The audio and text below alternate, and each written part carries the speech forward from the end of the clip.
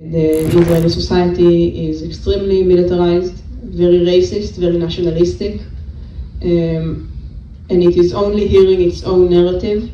the narrative that people who grow up in the Israeli education system are hearing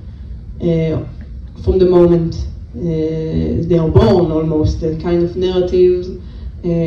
of we are a victim, we are the only victim, and we are nothing but a victim, that we need to have the strongest, most powerful army in the world so no one can hurt us. That is our only way to survive. People are living in existential fear that everyone hates them, that any criticism is anti-Semitic. And that kind of narrative is very, very hard to break out of when the reality that you're living in and the society that you're living in is doing everything in its power to keep that narrative alive.